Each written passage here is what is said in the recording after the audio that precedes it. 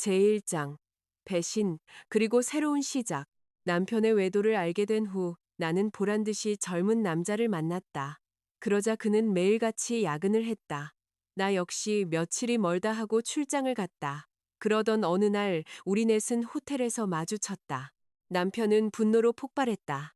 그랜드 하얏트 서울 호텔 18층의 복도, 비싼 꽃향기와 차갑게 칠링된 샴페인, 그리고 인간의 나약한 흔적 따위는 남기지 않겠다는 듯 반짝이는 표면을 위해 호텔이 사용하는 레몬 광택제 냄새가 은은하게 풍겼다. 나는 의도적으로 이 호텔을 골랐다. 7년 전 강태주는 이 호텔 2층의 프라이빗 다이닝룸에서 한쪽 구석에 바이올리니스트를 세워두고 은빛 디저트 클로슈 안에 숨겨둔 반지 상자를 꺼내 내게 청혼했다. 그때 내 나이 25. 세상 물정 모르는 자부심에 차 있었고 재벌가 3세가 당신 앞에서 무릎을 꿇고 영원을 약속할 때 그 영원이 그의 관심이 지속되는 시간보다 길 것이라 믿을 만큼 어리석었다. 이제 나는 내 돈으로 산 검은색 실크 드레스를 입고 1816호 스위트룸 앞에 서 있었다. 그리고 바로 그 남편이 다른 여자의 팔짱을 낀 채 내 앞에서 얼어붙는 모습을 지켜보고 있었다. 태준 씨, 나는 마치 날씨를 묻는 것처럼 차분하게 말했다. 이분은 누구시죠? 그의 얼굴에서 핏기가 너무나도 빨리 사라져서 나는 하마터면 그를 동정할 뻔했다. 거의 그럴 뻔했다. 그의 손가락이 펼쳐지며 마치 뜨거운 쇠라도 만진 듯 여자의 팔을 놓았다. 여자는 어리고 화려했으며 부유한 남자들이 순수함으로 착각하는 종류의 전문적으로 연약해 보이는 모습을 하고 있었다. 그녀의 연분홍색 드레스는 비싸 보였다. 그녀의 다이아몬드 귀걸이는 내 것보다 새 것처럼 보였고 그녀의 눈에 서린 공포는 그녀가 내가 누구인지 정확히 알고 있음을 말해주었다. 유진아, 태준이 말했다. 저기, 내가 설명할 수 있어. 그럴 필요 없어요. 나는 미소를 지으며 흘러내린 머리카락 한 가닥을 귀 뒤로 넘겼다. 사실 타이밍이 아주 완벽해요. 나도 소개할 사람이 있거든요. 내 뒤에 있던 엘리베이터가 부드러운 종소리와 함께 열렸다. 박시우가 짙은 회색 수트를 입고 훤칠한 모습으로 걸어 나왔다. 그의 검은 머리는 방금 샤워를 마친 듯 아직 물기가 남아 있었고, 그의 얼굴은 터무니없이 젊고 잘생겨서 내가 그의 이름을 말하기도 전에 태준의 턱이 굳어졌다. 시우는 망설임 없이 복도를 가로질러 내 옆에 섰고 그의 손은 마치 제자리인 양 내 허리에 안착했다. 이쪽은 시우 씨예요. 내가 말했다. 내 남자친구. 25살. 당신보다 10살 어리죠. 복근도 훨씬 멋지고 가장 중요한 건 시우가 몸을 숙여 내 이마에 입을 맞췄다. 부드럽고 따뜻하고 신중한 입맞춤이었다. 날 초라하게 만들지 않는다는 거예요. 태준의 눈이 붉어졌다. 그의 옆에 있던 여자는 뻣뻣하게 굳었다. 그 황홀한 순간 아무도 움직이지 않았다. 그것은 오직 배신만이 살 수 있는 종류의 침묵이었다. 무겁고 비싸고 결코 외면할 수 없는 침묵. 내 이름은 서유진. 사랑하는 사람들은 대부분 나를 유진이라고 부른다. 7년 동안 나는 그가 중요하게 여기는 모든 자리에서 유성그룹 강태준 상무의 아내였다. 나는 자선 브런치를 주최했고 시어머니의 까다로운 좌석 배치 취향을 외웠으며 모든 이사진 배우자의 이름을 기억했고 라면 물도 못 맞추는 남자들이 남편에게 편안한 삶을 허락해줘서 고맙다고 축하하는 동안 미소를 지었다. 그 전에 나는 총명했다. 허영심에서 하는 말이 아니다. 그건 그냥 사실이다. 22살에 나는 홍익대학교를 졸업했고 내 포트폴리오는 전국 디자인 공모전에서 대상을 받아 서울, 런던, 코펜하겐의 회사들로부터 입사 제안을 받았다. 나는 선, 색, 구조, 그리고 공간이 사람들에게 어떻게 느끼게 하는지를 가르쳐주는 방식을 사랑했다. 나는 진짜를 만들고 싶었다. 지친 사람들을 편안하게 숨쉬게 하고 야심찬 사람들을 더 당당하게 만드는 공간을. 그때 매력적이고 집요했던 태준이 나타나 그렇게까지 열심히 일할 필요 없다고 말했다. 내가 당신을 돌보게 해줘. 그가 청혼하던 밤에 말했다. 당신 충분히 싸웠잖아. 내가 더 편안한 삶을 줄 수 있어. 25살의 나에게 편안함은 낭만처럼 들렸다. 32살이 되자 그것은 푹신한 새 장이 되어 있었다. 내 하루는 레시피, 세탁소 영수증, 자선 이사회, 필라테스 약속, 그리고 내가 재치 있되 남편보다 똑똑해 보여서는 안 되는 저녁 식사들로 채워졌다. 사람들이 내가 무슨 일을 하는지 물으면 유진이가 제 인생을 관리하죠. 그는 내 허리를 감싸 안으며 말하곤 했다. 아내가 없으면 전 무너질 겁니다. 모두가 웃었다. 나도 웃었다. 왜냐하면 유용하다는 것과 한 인간으로 존중받는 것은 다르다고 지적하는 아내를 좋아하는 사람은 아무도 없기 때문이다. 모든 것이 바뀐 날은 태준의 35번째 생일이었다. 나는 하루 종일 그가 가장 좋아하는 갈비찜, 그의 할머니가 어릴 때 만들어 주셨다는 바로 그 갈비찜을 만드는 법을 익혔다. 서촌의 작은 떡집에서 케이크를 주문했고 우리의 결혼 생활보다 오래된 와인을 골랐다. 저녁 8시 갈비찜은 완벽했다. 9시 양념이 접시 위에서 굳어갔다. 10시 케이크가 스스로의 무게를 이기지 못하고 주저앉기 시작했다. 나는 그에게 전화했다. 수화기 너머로 음악이 울려 퍼졌다. 한 여자가 전화기 가까이에서 친밀하고 거리낌 없이 웃었다. 어디에요? 내가 물었다. 저녁 준비했는데 회사에 급한 일 생겼어. 그가 짜증 섞인 목소리로 말했다. 기다리지 말고 자. 생일 축하한다는 말을 하기도 전에 전화는 끊겼다. 다음 날 아침 나는 보온 도시락과 내 순수의 마지막 조각을 들고 유성그룹 본사로 향했다. 안내 데스크 직원은 나를 알아보고 임원 아내들에게 보이는 능숙한 쾌활함으로 나를 맞았다. 태준의 사무실 문은 반쯤 열려 있었다. 안에서 한 여자가 말했다. 오빠, 내 생일 저녁 약속 잊어버렸잖아. 약속했으면서. 태준의 목소리가 어젯밤 나에게 썼던 것보다 더 낮고 따뜻하게 대답했다. 네가 갖고 싶어 하던 그 가방 사줬잖아. 응.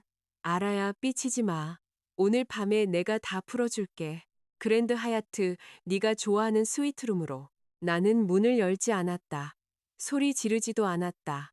나는 마치 다른 사람의 인생에서 빌려온 소품처럼 느껴지는 누드톤 힐을 신고 그 건물을 걸어 나왔다. 나는 카페에 앉아 3시간 동안 내 손만 쳐다보았다. 설거지와 반지에도 불구하고 여전히 예쁜 손이었다. 상을 받았던 설계도를 그렸던 손. 내 생일은 기억 못하면서 다른 여자의 호텔 취향은 기억하는 남자를 위해 7년 동안 냅킨을 펴고 꽃을 꽂았던 손. 그런 다음 나는 김민서 선배에게 전화했다. 민서 선배는 대학 2년 선배였고 지금은 성수동에서 부티크 디자인 스튜디오를 운영하고 있었다. 그녀는 나에게 3번이나 입사를 제안했었다. 그때마다 나는 태준이 집에 있어주길 원해서 안 된다고 말했다. 선배, 그 자리 아직 있나요? 그녀가 전화를 받자 내가 말했다. 잠시 침묵이 흘렀다. 그러고 나서 민서 선배가 말했다. 유진아, 그 자리는 7년 동안 널 위해 비어 있었어. 그날 오후 나는 짐을 쌌다. 태준이 첫 번째 외도 소문이 터진 후 사준 버킨백을 남겨두었다. 우리 결혼기념일을 잊어버렸던 해에 사준 다이아몬드 테니스 팔찌도 남겨두었다. 실크 스카프, 까르띠에 시계, 이사회 만찬을 위해 골랐던 드레스들도 모두 남겼다. 나는 내 졸업장, 스케치북, 여권, 노트북, 정장 3벌, 청바지 2벌, 그리고 생일 축하금과 유성그룹 집안에서는 일로 쳐주지도 않았던 작은 디자인 자문료로 모은 내 통장을 챙겼다. 태준에게 문자를 보냈다. 생각할 시간이 필요해요. 찾지 말아요. 그는 6시간 동안 답장이 없었다. 나는 6시간 동안 계속 확인했기 때문에 안다. 그가 또 예민하게 구는 거야? 라고 답장을 보냈을 때 나는 이미 강남역 근처의 단기 임대 오피스텔에 있었. 침대와 책상 하나 겨우 들어가는 방 한가운데 서서 나는 너무 웃겨서 눈물이 날 때까지 웃었다. 그것은 내가 몇 년 만에 처음으로 온전히 소유한 웃음이었다. 사랑보다 일이 먼저 나를 구원했다. 예쁜 문장은 아니지만 정직한 문장이다. 민서 선배의 스튜디오에서의 첫 주, 나는 매일 밤늦게까지 남았다. 누가 시켜서가 아니라 내 뇌가 여전히 작동한다는 느낌이 너무 좋아서 멈출 수가 없었다. 새로운 소프트웨어를 배웠고 오래된 감각을 되찾았으며 대저택과 직원들의 스케줄, 그리고 태준의 집안 정치를 7년 동안 관리해온 것이 구조에 대한 내 감각을 무디게 한 것이 아니라 오히려 날카롭게 만들었다는 것을 발견했다. 클라이언트들이 나를 좋아했다. 동료들도 나를 좋아했다. 심지어 내가 중간급 디자이너 월급을 받는 여자치고는 너무 우아하게 입는다는 것 외에는 내 지난 삶에 대해 아무것도 모르는 인턴들까지도 내게 무드보드에 대한 의견을 묻기 시작했다. 아무도 나를 사모님이라고 부르지 않았다. 아무도 내가 운이 좋다고 말하지 않았다. 아무도 내가 하루 종일 할 일이 없다고 생각하지 않았다. 밤에는 작은 오피스텔에서 바닥에 앉아 배달 음식을 먹고 페인트 조각들이 흩어진 러그 위에서 잠이 들었다. 태주는 내 부재가 불편해지고 나서야 그것을 알아차렸다. 처음에는 짧은 메시지를 보냈. 유진아, 집에 와. 그만해, 이제. 저녁 일은 미안하다고 했잖아. 뭘 더 바라는 거야? 그러다 전화를 걸었다. 나는 받지 않았다. 그게 통하지 않자 그의 어머니가 전화했다. 윤 회장님은 은으로 만든 칼 같은 감정의 폭과 구시대적인 재벌가 장군 같은 사교 전략을 가졌다. 유진아, 내가 실수로 전화를 받았을 때 그녀가 말했다. 결혼 생활에는 비바람이 있기 마련이다. 비 좀 온다고 집을 버리는 게 아니야. 아드님은 다른 여자를 호텔에 데려갔어요. 태준이 같은 위치에 있는 남자들은 주목을 받게 되어 있어. 현명한 아내는 어리석은 짓과 위험한 짓을 혼동하지 않는 법을 배우는 거란다. 그렇다면 저는 어리석어졌나 보네요. 그녀는 침묵했다. 윤 회장님은 다른 여자가 꿋꿋하게 맞서는 대화를 즐기지 않았다. 한편 민서 선배는 강북에 프라이빗 멤버십 오피스를 짓는 한 벤처 캐피탈의 대형 프로젝트를 따냈다. 클라이언트가 내 이름을 직접 거론하며 요청했다고 했다. 어떻게 제 이름을 알죠? 내가 물었다. 민서 선배는 안경 너머로 나를 쳐다보았다. 듣자 하니 그 회사 창업주가 몇 년 전에 내 졸업작품 전시회를 봤다더라. 네가 대상을 받은 그 파빌리온이 빛에 대한 자신의 생각을 바꿔놓았다고 했다. 아주 극적이고 아주 부자야. 가서 매력 좀 발산하고 와. 나는 머리가 희끗희끗하고 운동 삼아 찰법한 무거운 시계를 찬 부동산 재벌을 예상했다. 대신 회의실에 들어섰을 때 나는 박시우를 만났다. 내가 들어가자 그는 자리에서 일어섰다. 그것만으로도 그는 내가 태준을 통해 알게 된 남자들의 절반과는 달랐다.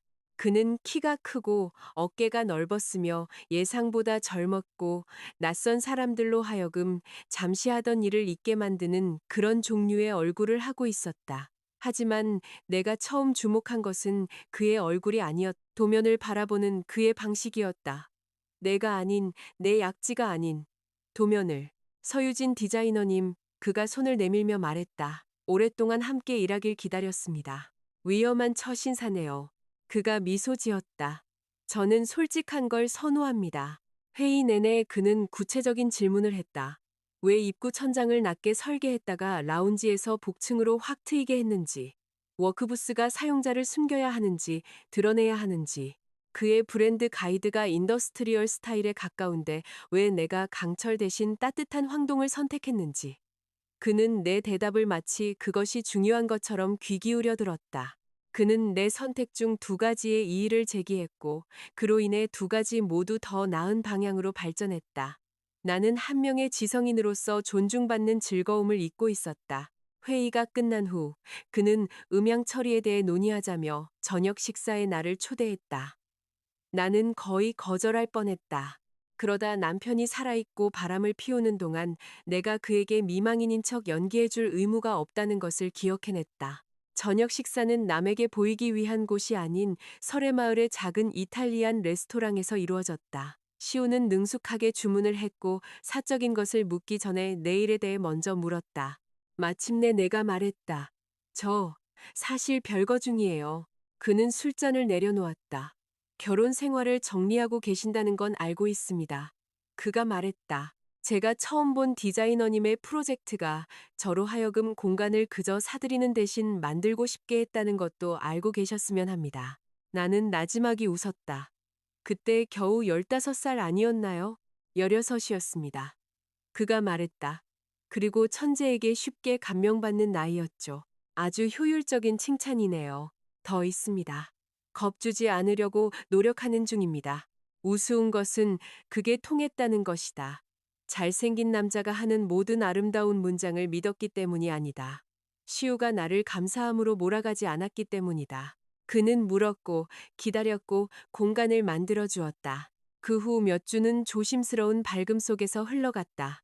내가 마감에 쫓기는 것을 알면 스튜디오로 야식으로 따뜻한 죽을 보내주었다.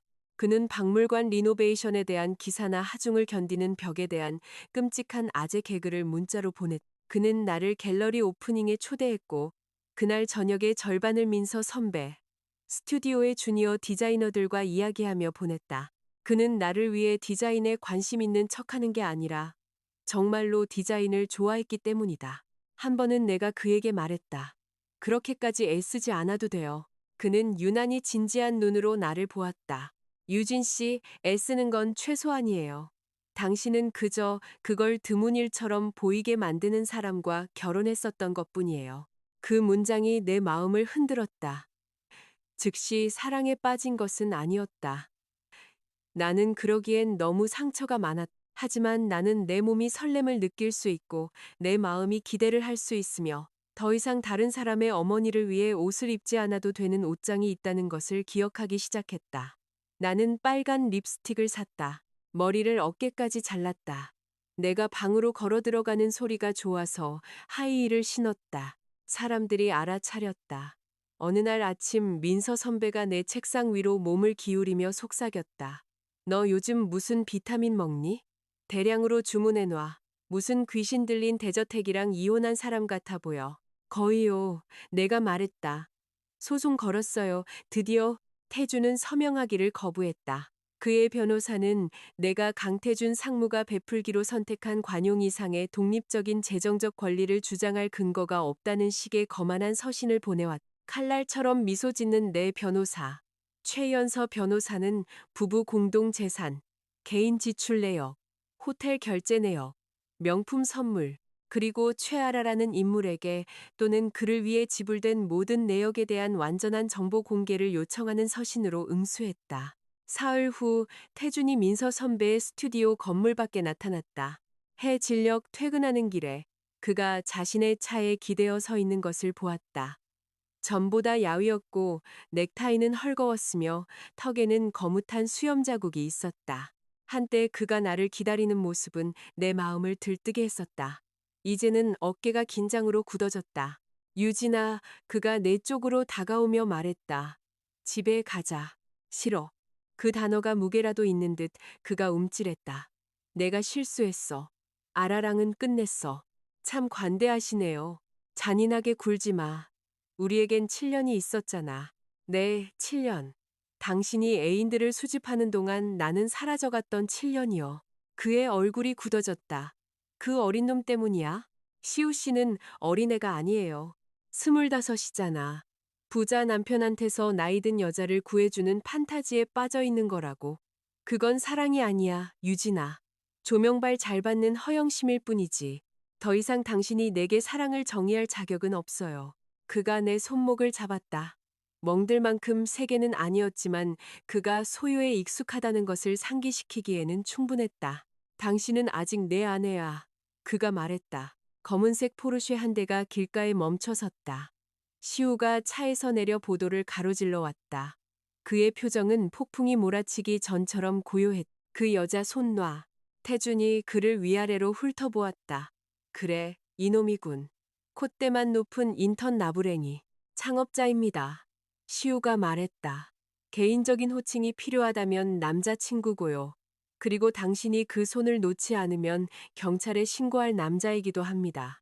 태준의 손가락이 한 번 꽉 쥐었다가 풀렸다. 이게 끝이 아니야. 그가 내게 말했다. 시우는 태준이 차를 몰고 사라질 때까지 기다렸다가 나를 건드렸다. 다쳤어요? 아니요. 겁먹었잖아요. 그가 알아차렸다는 사실이 조금 싫었다. 시우는 내가 지켜줄게요. 라고 말하지 않았. 남자들은 고결해지려고 할 때 항상 그렇게 말하지만 결국 또 다른 종류의 세장이 될 뿐이다. 대신 그는 말했다. 이제 뭐 하고 싶어요? 그 질문이 나를 진정시켰다. 저녁 먹고 싶어요. 내가 말했다. 술도 한잔하고 이 떨림도 멈췄으면 좋겠어요. 세 가지 다 도와줄 수 있어요. 그날 밤 태준을 떠난 후 처음으로 나는 구조받는다는 느낌 없이 시우에게 안겼다. 그의 팔은 따뜻했다. 그의 손은 소유하려 들지 않았다. 그가 내게 키스할 때 그는 먼저 멈춰섰다. 숨결과 입맞춤 사이의 작은 공간에서 허락을 기다렸다. 나는 허락했다. 한 달 후 그는 내 남자친구가 되었다. 2달 후 나는 호텔 복도에서 그를 내 남편에게 소개하게 될 것이었고, 내 침묵을 나약함으로 착각했던 강태주는 그가 인내하도록 훈련시킨 여자가 잘 사는 것으로 복수하기로 결심했을 때 어떤 의미인지 배우기 시작할 것이었다. 제2장. 조작된 함정. 그랜드 하얏트에서 찍힌 사진은 이혼 서류보다 빠르게 퍼져나갔다. 내가 태준과 맞서는 장면을 찍은 사람은 아무도 없었지만 한 호텔 투숙객이 흐릿한 복도 영상을 가십 계정에 올렸다. 유성그룹 상무, 별거 중인 아내 및 젊은 투자자와 호텔에서 대치. 영상 속에서 태준은 망가져 보였다. 최아라는 분노에 차 보였다. 시우는 잡지에서 파괴적 혁신가라고 묘사할 법한 남자처럼 보였다. 그리고 나는 놀랍게도 평온해 보였다. 인터넷은 스스로 도덕극을 만들어냈다. 어떤 이들은 나를 상징적이라고 했고 어떤 이들은 파렴치하다고 했다. 한 여자가 젊은 애인을 만들었다면 그 결혼은 이미 끝난 것이라고 말하는 사람들도 있었고, 남자가 먼저 바람을 피웠다면 아내가 더 나은 상대로 갈아탔을 때 기절할 권리를 포기한 것이라고 반박하는 사람들도 있었다. 나는 그 이후로 별로 읽지 않았다. 태주는 읽었다. 그는 스튜디오로 꽃을 보냈다. 나는 버렸다. 그는 비서를 통해 두꺼운 종이에 인쇄된 사과 편지를 보냈다. 일시적인 나약함, 내가 진정으로 사랑한 유일한 여자 같은 문구로 가득했다. 연서 변호사는 답장하지 말라고 했다. 윤 회장님은 달콤함으로 시작해서 협박으로 끝나는 음성 메시지를 남겼다. 그러다 태주는 애원을 멈추고 벌을 주기 시작했다. 첫 번째 타격은 민서 선배의 스튜디오를 통해 왔다. 거의 계약 성사 단계에 있던 상업 프로젝트가 갑자기 철회되었다. 그리고 한 호텔 리노베이션 프로젝트가 무기한 중단되었다. 우리 콘셉트를 극찬했던 한 개발 그룹은 전화를 받지 않았다. 세 번째, 계약 취소 후 민서 선배가 나를 사무실로 불렀다. 문을 닫고 그녀가 말했다. 이거 강태준 짓이야. 오래된 죄책감이 자동적으로 솟아올랐다. 죄송해요, 선배. 그런 말 할 생각도 마. 그녀가 나에게 펜을 겨누었다. 강태준 같은 남자들은 자신들이 저지른 피해에 대해 여자들이 사과하기를 기대하거든. 우리는 이겨낼 거야. 하지만 그가 압박을 가하고 있다는 건 알아도 시우는 내가 자신의 펜트하우스로 이사 오기를 원했다. 나는 처음 거절했던 것과 같은 이유로 거절했다. 하나의 금박 세장에서 탈출해서 더 예쁜 세장으로 들어갈 생각은 없었다. 나 월세 낼 능력 있어요. 내가 그에게 말했다. 알아요. 그리고 나 연약하지 않아요. 그것도 알아요. 그럼 날 방탄유리에라도 싸고 싶은 것처럼 쳐다보지 말아요. 그는 저도 모르게 미소 지었다. 당신은 방탄유리를 싫어할 거예요. 빛반사가 심하거든요. 정확해요. 하지만 사보타주는 계속되었다. 나에게 연락해왔던 헤드헌터들이 침묵했다. 협력업체들이 망설였다. 민서 선배의 한 공급업체는 나와 계속 엮이면 특정 자금 조달 경로가 어려워질 수 있다고 넌지시 비쳤다. 태주는 더 이상 소리치지 않았다. 그는 내 목을 조르는 도시의 올가미를 서서히 조이고 있었다. 그러다 짜증을 위험으로 바꾼 전화가 걸려왔다. 스튜디오 회의실에서 혼자 시우의 프로젝트 렌더링을 검토하고 있을 때 낯선 번호가 화면에 떴다. 서유진 씨, 딱딱한 남자의 목소리가 말했다. 하퍼 캐피탈의 재무이사 다니엘 머서입니다. 저희는 강북 오피스 프로젝트와 관련된 몇몇 지급건을 검토하고 있습니다. 약 2억 1천만 원에 달하는 비정상적인 이체 관련 승인 서류에 당신의 이름이 기재되어 있습니다. 전화를 쥔 내 손이 차갑게 식었다. 그럴 리가 없어요. 서명, 업체 승인서, 계좌 정보까지 다 있습니다. 전 그런 것에 서명한 적이 없어요. 그렇다면 설명할 준비를 하셔야 할 겁니다. 이 문제는 금융범죄수사팀에 넘어갔습니다. 전화가 끊기고 3분 동안 나는 움직이지 않고 앉아 있었다. 그리고 시우에게 전화했다. 신호가 한 번 가고 끊겼다. 다시 걸었다. 그의 전화기는 꺼져 있었다. 공포에는 소리가 있다. 그것은 비명이 아니다. 그것은 당신의 마음이 최악의 시나리오를 조립하기 시작하고 모든 조각이 딱 들어맞는 것을 발견할 때 내는 아주 작은 딸깍 소리다. 시우가 그 혐의를 믿어버린 걸까? 태준이 마침내 나를 그가 원하는 모습 불안정하고 탐욕스럽고 부도덕한으로 만들 방법을 찾아낸 걸까? 시우의 모든 관대한 행동이 태준에게 나를 공격할 재료를 준 것일까? 내가 연서 변호사에게 전화할지 말지 결정하기도 전에 경찰이 도착했다. 두 명의 형사가 예의 바르지만 단호하게 임의 동행을 요구했다. 민서 선배는 변호사를 부르겠다고 했다. 나는 그러라고 했다. 내 목소리는 마치 다른 사람이 내는 것처럼 멀게 들렸다. 조사실의 형광등은 테이블을 수술대처럼 보이게 했다. 한 형사가 내 쪽으로 서류들을 밀었다. 이체 요청서, 업체 승인서, 인보이스. 내 이름이 내 서명에 완벽한 모조품으로 적혀 있었다. 이 지급건들을 승인했습니까? 아니요. 이 건으로 이득을 본 것이 있습니까? 아니요. 여러 서류에 당신의 서명이 있는 이유를 설명할 수 있습니까? 누군가 위조했어요. 누가 그런 짓을 할까요? 강태준. 나는 생각했다.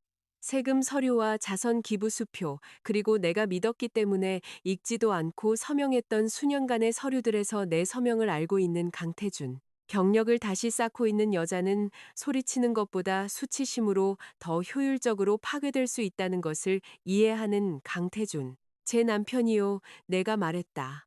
별거 중인 남편, 강태준 상무요. 형사의 표정은 변하지 않았다. 증거가 있습니까? 내게는 의심이 있었다. 동기가 있었다. 역사가 있었다. 하지만 그들이 파일에 넣을 수 있는 것은 아무것도 없었다. 아직은 그는 등을 기댔고 나는 그의 머릿속에서 사건이 어떻게 구성되고 있는지 볼 수 있었다. 불만 많은 아내, 젊은 남자친구의 회사, 편리한 접근성, 진짜처럼 보이는 위조 서류들. 부유한 남자들은 듣는 이의 편견에 이미 부합하는 이야기의 가치를 안다. 그가 말을 이어가기 전에 문이 열렸다. 시우가 남색 정장을 입고 가죽 서류 폴더를 팔에 낀 한 여자와 함께 들어왔다. 그의 머리는 헝클어져 있었고 턱은 굳어 있었으며 그의 시선은 먼저 나에게 향했다. 괜찮아요. 나는 분노하고 싶었다. 하지만 안도감이 너무나 세게 덮쳐왔다. 전화기가 꺼져 있었어요. 연방 변호인단과 규정준수 회의 중이었어요. 그가 형사에게로 돌아섰다. 박시우입니다. 이쪽은 제 변호사 나오미 프라이스입니다. 저희는 원본 회계 기록, 서버 접속 로그, 그리고 서유진 씨의 서명이 사후에 조작된 문서에 삽입되었다는 것을 보여주는 디지털 포렌식 보고서를 가지고 있습니다. 나오미가 폴더를 테이블 위에 놓았다. 형사가 그것을 열었다. 그의 얼굴이 점차 변했. 시우가 차분한 목소리로 말을 이었다. 저희는 또한 그 파일들이 최근 유성그룹이 고용한 컨설턴트와 연결된 보안이 뚫린 협력업체 포털을 통해 저희 시스템에 들어왔다는 증거도 확보했습니다. 저희는 강태준 상무 및 관련 공모자들을 상대로 민사소송과 형사고소를 제기할 예정입니다. 나는 그를 멍하니 쳐다봤다. 알고 있었군요. 네. 태준이 스튜디오 밖에서 당신과 대치한 후에 우리는 조용히 프로젝트 권한을 복제하고 문서 접근을 모니터링하기 시작했어요. 비정상적인 이체가 나타났을 때 나오미가 돈이 움직이기 전에 계좌를 동결시켰죠. 그가 시도를 완료하도록 둘 필요가 있었어요. 내가 경찰에 끌려가게 뒀다는 거네요. 그의 얼굴에 고통이 스쳐 지나갔다. 내가 6분 늦었어요. 그건 그냥 두는 것과는 달라요. 하지만 당신이 그렇게 느꼈을 거라는 건 알아요. 그랬다. 또한 구원받는 느낌도 들었다. 두 가지 진실이 우리 사이에 놓여 있었다. 어렵고 현실적인. 나는 2시간 후에 풀려났다. 나오미는 침묵을 조언했다. 시우는 언론이 이미 내 오피스텔을 찾아냈기 때문에 나를 자신의 펜트하우스로 데려갔다. 나는 거절하기에는 너무 지쳐 있었다. 그의 집은 온통 유리와 조용한 고급스러움으로 가득했고 도시의 불빛이 마치 다른 은하계처럼 아래에 펼쳐져 있었다. 나는 내 오피스텔 주방보다 더 큰 욕실에서 샤워를 하고 나왔다. 그가 주방에서 라면을 끓이고 있었다. 레스토랑 음식도 사과를 위해 주문한 케이터링도 아니었다. 계란 하나를 올린 약간은 엉성한 라면, 이건 제가 누구도 위험에 빠뜨리지 않고 만들 수 있는 거예요. 그가 말했다. 나는 한 번 힘없이 웃었고 거의 울 뻔했다. 저녁을 먹는 동안 태준이 발신번호 표시 제한으로 전화를 걸었다. 받지 말았어야 했지만 분노는 우리를 호기심 많은 바보로 만든다. 점점 실력이 느는군. 그가 말했다. 경멸로 위장한 공포가 섞인 날카로운 목소리였다. 변호사와 애들 뒤에 숨어서 말이야. 내가 나를 함정에 빠뜨린 게 아니에요. 내 남자친구가 고결한지 그렇게 확신하지 마. 왜 정말로 널 찾아왔는지 한번 물어보라고. 전화가 끊겼다. 내 맞은편에 시우가 굳어졌다. 무슨 뜻이에요? 침묵이 길어졌다. 마침내 시우가 젓가락을 내려놓았다. 당신에게 더 일찍 말했어야 할 게 있어요. 라면 2위장에서 무겁게 가라앉았다.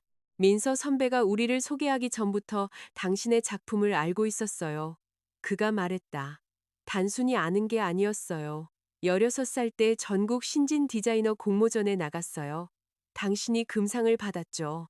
저는 은상을 받았고요. 한 40분 정도 당신을 미워했어요. 그러고 나서 다음 10년 동안 내가 짓는 모든 공간을 당신이 디자인했던 그 파빌리온에 비춰 측정했어요. 나는 눈을 깜빡였다. 당신이 그 박시우였어요? 제 10대 자존심에는 불행한 일이지만, 네, 맞아요. 왜 말 안 했어요? 제가 당신을 10년 동안 존경해 왔습니다. 라고 말하는 건 소설에서는 로맨틱하지만 회사에서는 성희롱으로 신고당할 수 있으니까요. 모든 상황에도 불구하고 나는 미소 지었다. 그의 표정이 부드러워졌다가 다시 진지해졌. 민서 선배가 한 투자자 모임에서 당신이 다시 일하게 되었다고 말했을 때 나는 당신을 만나고 싶어서 그 프로젝트를 달라고 요청했어요. 그건 제가 계획한 게 맞아요. 의도적으로 당신의 삶에 들어온 거죠. 그럼 태준이 완전히 거짓말을 한 건 아니네요. 아니요, 그는 진짜 사실을 이용해서 진짜 감정을 오염시키고 있는 거예요. 시우가 앞으로 몸을 기울였다. 유진 씨, 나는 당신을 알고 싶었어요. 그게 목적이었어요. 그 이후의 모든 것은 내가 한 선택이었고요. 당신을 알게 된 것이 나를 더 전략적이게 만든 게 아니라 더 나은 사람이 되고 싶게 만들었으니까요. 나는 내 목소리를 알기 전에 내 설계도를 공부했던 남자를 보았다. 운명론으로 나를 조종하지 않기 위해 침묵을 지켰던 남자를, 여전히 내 길에 서기 위해 상황을 충분히 조작했던 남자를. 배신 후의 사랑은 신뢰가 아니다. 그것은 두려움과의 협상이다. 그걸 어떻게 해야 할지 모르겠어요. 내가 말했다. 그럼 오늘 밤에는 결정하지 마요. 당신은 항상 그런 식으로 말해요. 유용하고 화날 만큼 성숙한 말들. 그가 미소 지었다. 도움이 된다면 더 나쁘게 굴 수도 있어요. 그건 조금 도움이 되었다.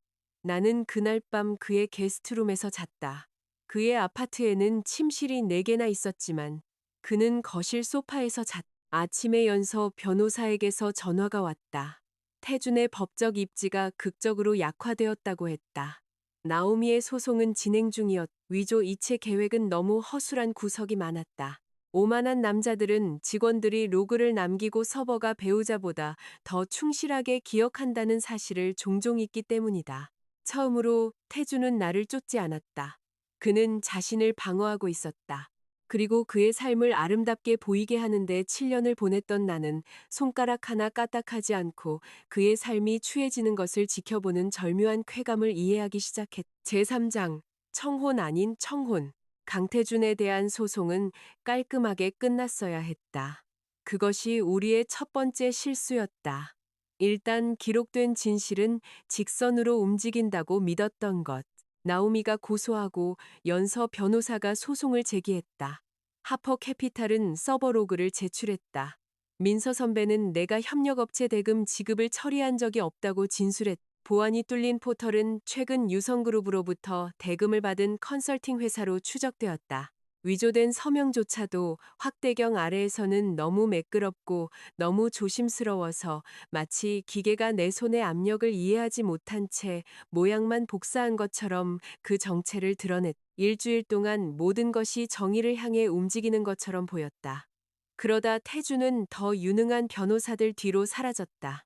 그의 홍보팀은 그가 불만을 품은 배우자와 기회주의적인 경쟁자에 의해 조직적인 비방의 대상이 되었다는 성명서를 발표했다. 은퇴한 검사 출신 변호사가 그의 법무팀에 합류했다. 타블로이드의 서사는 하룻밤 사이에 바람 피운 재벌 3세, 아내에게 누명 씌우다에서 복잡한 이혼 소송에 휘말린 젊은 투자자로 바뀌었다. 누군가 내 경찰 조사 사진을 유출했다.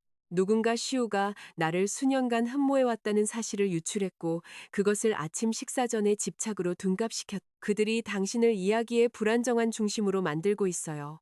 연서 변호사가 말했다. 그건 그들이 두려워하고 있다는 뜻이에요. 그들이 두려워하는 것 같지는 않은데요.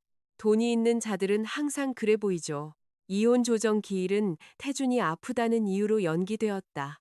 그러다 내 담당 변호사가 제출하지도 않은 서류가 법원에 접수되었다는 통지를 받았다.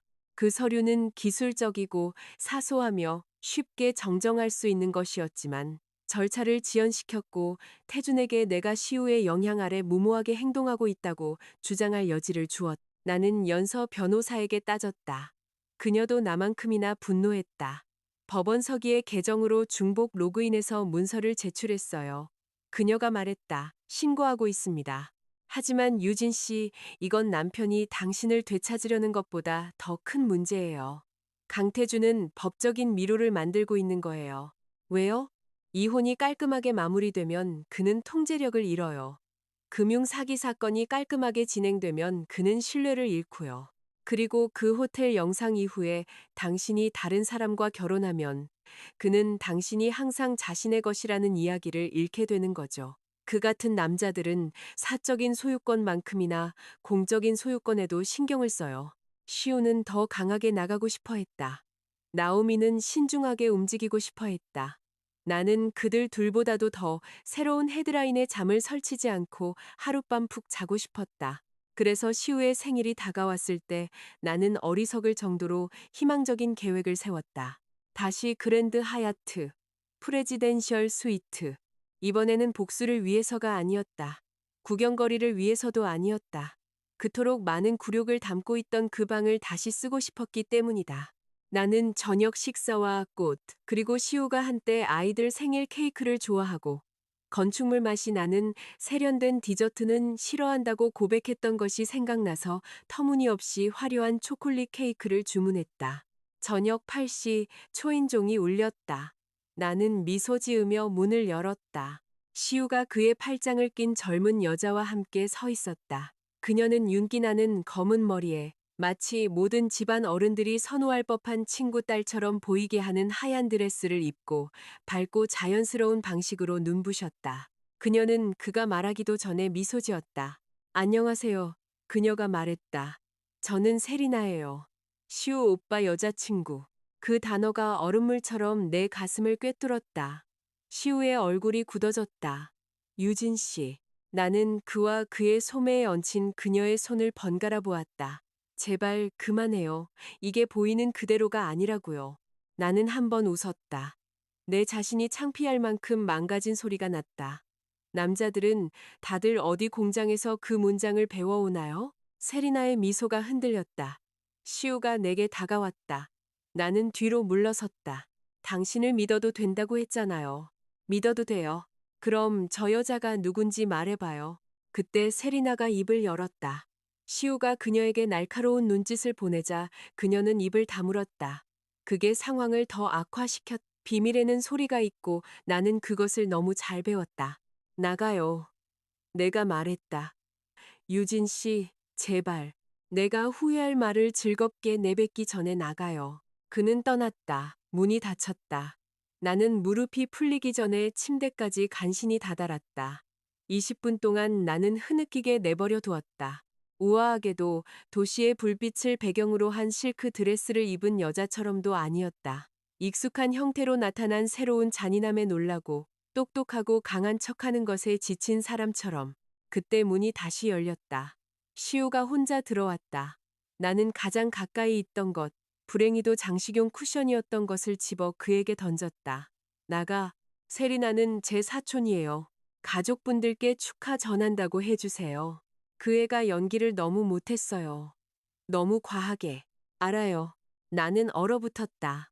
그는 상처 입고 물어뜯을 준비가 된 동물을 대하듯 손을 보이면서 천천히 방을 가로질러 왔다. 태준의 어머니가 이틀 전에 사설 경호업체를 고용했어요.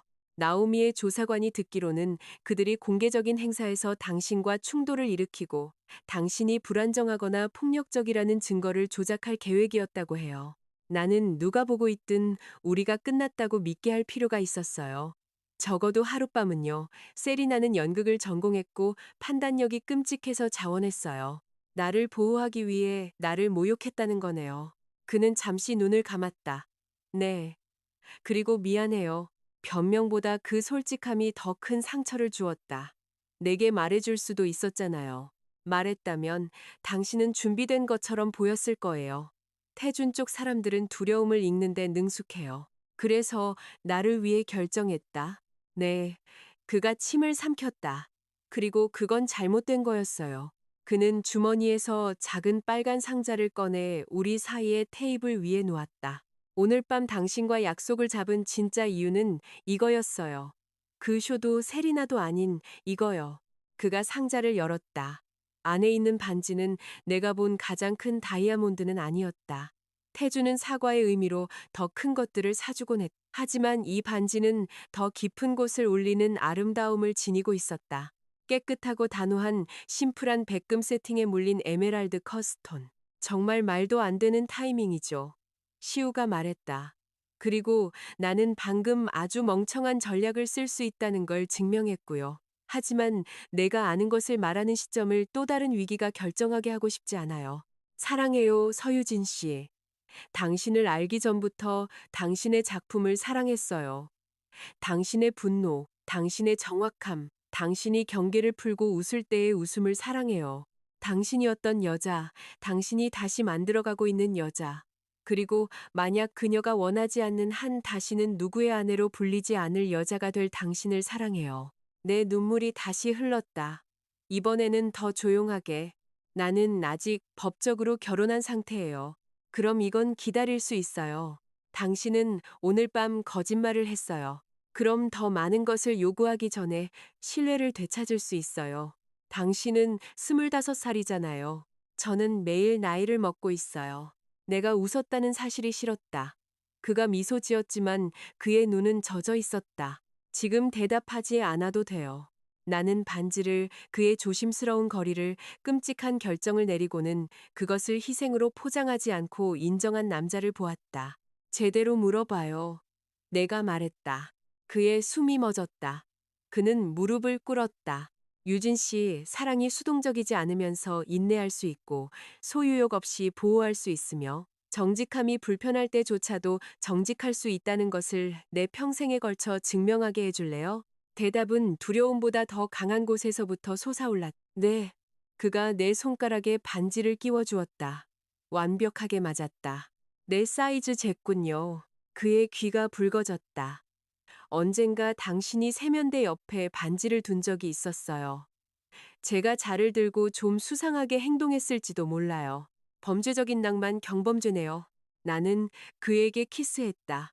내가 원했기 때문에, 그 방이 충분한 고통을 담고 있었기 때문에, 그랜드 하얏트에 얽힌 모든 이야기가 내가 바닥에 쓰러지는 것으로 끝날 필요는 없었기 때문에, 우리가 해피엔딩이 어떤 모습인지 알아내기도 전에 문이 벌컥 열렸다. 태준이 문지방에 서 있었다. 그의 뒤에는 어두운 정장을 입은 6명의 남자가 있었다. 책임을 너무 명백하게 만들 것이기 때문에 결코 경호원처럼 보이지 않는 종류의 남자들이었다. 그는 조사를 받고 있어야 했다. 그는 두려워해야 했다. 대신 그는 재산을 되찾으러 온 사람처럼 미소 지었다. 유진아, 몇 주 내버려 뒀더니 나랑 아직 결혼한 상태에서 약혼을 하네. 너답지 않게 지저분하군. 시우가 내 앞을 막아섰다. 나가. 태준이 코트에서 서류 한 장을 꺼내 펼쳤다. 그러고 싶지만 내 아내와 할 얘기가 있어서 이혼 소송이 예정된 절차 기일에 불출석하여 기각되었다는 명령서야. 그가 내게 건넨 종이가 내 손에서 떨렸다. 내 변호사가 소송을 취하했다고 하더군. 내 사건은 기술적으로 진행된 게 없어. 내 결혼은 법적으로 온전하게 남아있지. 아니요, 내가 속삭였다. 연서 변호사님이 그럴 리가 없어요. 내 변호사 사무실 직원이 취하서를 제출했어. 태준이 말했다. 아니면 적어도 그 사람 자격으로 누군가가 했겠지. 법원은 기록을 아주 좋아하거든. 시우의 전화가 울렸다. 그가 흐긋 보더니 창백해졌다. 태준이 그것을 보았다. 그의 미소가 넓어졌다. 오, 잘 됐네. 하퍼 캐피탈 소식은 들었나 보군. 무슨 짓을 한 거야? 시우가 말했다. 사업. 태준이 대답했다. 내 아버지의 오래된 회사는 약점이 있었지. 부채 약정, 미공개 리스크, 그리고 아주 불안해하는 소수 주주들. 나는 그들이 현실을 보도록 도와줬을 뿐이야. 오늘 오후부로 나는 내 이사회를 아주 불편하게 만들 만큼 충분한 담보부 채권을 확보했어. 방이 기울었다. 태준이 나를 보았다. 상황은 이래. 넌 집으로 돌아와. 우리는 결혼 생활을 회복하는 거야. 적고마는 얌전히 굴면 자기 회사에 남은 거라도 지킬 수 있겠지. 싫어. 그의 시선이 날카로워졌다. 유진아, 싫다고요. 내 목소리는 떨렸지만 버텼다. 그의 뒤에 있던 남자들이 움직였다. 시우의 손이 내 손을 찾아 한번 꽉 쥐었다. 태준이 더 가까이 다가왔다. 이게 사랑이라고 생각해? 걘 널 만나려고 함정을 팠어. 날 상처 주려고 널 이용했지. 오늘 밤엔 너한테 말도 안 하고 널 위험에 빠뜨렸어. 적어도 내 결점은 익숙하잖아. 당신 결점은 중범죄예요. 처음으로 그의 표정에 금이 갔다. 3일 주지. 그가 말했다. 생각할 시간 3일. 내가 하퍼 캐피탈을 깔끔하게 인수하도록 도와주면 이혼 소송을 방해하지 않을게. 거절하면 저 꼬마는 모든 걸 잃게 될 거야. 당신 미쳤어. 아니, 동기부여가 확실할 뿐이야. 그는 들어왔을 때처럼 갑작스럽게 떠났다. 고용된 인간 벽과 함께 시우가 나에게 돌아서며 이미 전화를 들고 있었다. 유진 씨, 내 말 들어요. 그가 뭘로 위협하든 나더러 숨으라고 하지 마요. 그가 멈췄다. 나는 반지를 내려다보았다. 그것은 터무니없고 반항적으로 반짝였다. 그는 게임을 원해요. 내가 말했다. 좋아요. 무슨 생각이에요? 그날 밤 처음으로 나는 무너지지 않고 미소 지었다. 강태주는 자기가 소유했다고 생각했던 여자를 항상 과소평가해왔다는 생각을 하고 있어요. 그리고 나는 그가 그 실수에서 살아남도록 내버려 두는 것에 아주 질렸어요. 제사장. 그가 샀다고 생각했던 회사. 다음날 아침 9시 나는 남색 정장을 입고 블라우스 아래 목걸이에 시우의 반지를 숨긴 채 항복하러 온 여자의 표정을 하고 유성그룹 본사로 걸어 들어갔다. 태준의 비서는 나를 보고 너무 급하게 일어섰다. 기억 속보다 옛 사무실은 작아 보였다. 어쩌면 내가 그 안에서 더 커졌을지도 모른다. 로비는 여전히 가죽과 진한 커피 냄새가 났고 태준 아버지의 초상화는 여전히 안내 데스크 위에 걸려 유화로 그린 불만스러운 표정으로 제국을 내려다보고 있었다. 사모님, 비서가 말했다가 서유진님, 물론입니다. 상무님께서 기다리고 계십니다. 태준은 책상 뒤에서 기다리고 있었다. 그의 만족감은 거의 감춰지지 않았다. 그는 항상 압박감 속에서 자신의 사무실로 들어오는 여자를 좋아했다. 그것은 그가 자비로운 역할을 하게 해주었다. 유진아, 그가 말했다. 아름답네. 비싸 보이네요. 본론으로 들어가죠. 그의 입가가 실룩거렸다. 여전히 날카롭군. 그립네. 7년 동안이나 알아챌 시간이 있었잖아요. 그가 앉으라고 손짓했다. 책상 위에는 서류 뭉치가 놓여 있었다. 제한된 인수구조, 주주 접근 계획, 비밀 유지 계약서. 그의 계획은 개요는 간단하고 속은 썩어 있었다. 내가 시우가 가장 신뢰하는 사람으로서 그에게 접근하여 하퍼 캐피탈의 부실 자산에 대한 경영권을 유성그룹이 지배하는 새로운 법인에 매각하도록 독려하고 태준이 남은 사업을 그의 그룹에 통합하도록 돕는 것이었다. 그 대가로 태준은 내 이혼을 방해하는 것을 멈추고 시우의 회사에 대한 주장을 철회하며 나를 자유롭게 해주겠다는 것이었다. 목줄을 쥔 남자가 특별히 베푸는 것처럼 제한된 자유. 왜 저죠? 내가 물었다. 그가 널 사랑하니까. 그리고 그게 그를 멍청하게 만든다고 생각하는군요. 사랑은 종종 그렇지. 나를 봐. 나는 거의 웃을 뻔했다. 당신은 멍청하지 않아요, 태준 씨. 그냥 탐욕스러워서 그렇게 보일 뿐이에요. 그의 눈이 차가워졌다. 예비 합의서에 서명해. 그러고 나서 그와의 만남을 주선하지. 나는 계약서를 천천히 읽었다. 이미 무슨 내용일지 알고 있었지만 나오미와 시우가 대부분을 예측했다. 전날 밤 태준이 호텔을 떠난 후 시우는 마침내 하퍼 캐피탈이 무엇을 준비했는지 내게 말해주었다. 그는 회사가 여전히 아버지가 구축한 자산 포트폴리오를 보유하고 있다고 생각하기 때문에 회사를 원해요. 시우가 스위트룸을 서성이며 말했다. 하지만 첫 번째 정보 유출 이후 우리는 가치 있는 자산들을 이사회와 채권자들이 승인한 보호 구조로 옮겼어요. 이전 법인에는 브랜드 인지도, 몇몇 계약, 그리고 많은 부채만 남아있죠. 태주는 그걸 몰라요. 그럼 그가 그걸 사면 예쁘게 포장된 닻을 얻게 되는 거네요. 그리고 당신이 자신을 희생하기로 동의하기 전에 내가 이걸 말해줬어야 했는데. 이상적으로는요. 스피커폰 너머에 나오미가 덧붙였다. 그가 당신을 이용하고 있다고 믿게 하세요. 우리는 강압, 강제 인수 시도, 그리고 당신의 이혼에 대한 그의 지속적인 방해를 기록합니다. 그가 서명하면 부채가 터졌을 때 자기 쪽으로부터 민사 사기 소송에 노출될 거예요. 서명하지 않아도 우리는 여전히 협상 카드를 갖게 되고요. 당신을 이용하고 싶지 않아요. 시우가 말했다. 날 이용하는 게 아니에요. 내가 대답했다. 그가 그러려고 하는 거죠.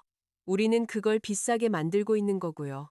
이제 태준의 사무실에서 나는 펜을 들고 그가 원하는 곳에 서명했다. 그의 미소가 번졌다. 현명한 선택을 할 줄 알았어.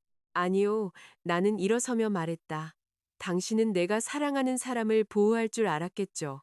당신은 보호에도 이빨이 있을 수 있다는 걸 잊었을 뿐이에요. 그가 약간 눈살을 찌푸렸지만 그뿐이었다. 오마는 패턴 인식을 무디게 하는 마약이다.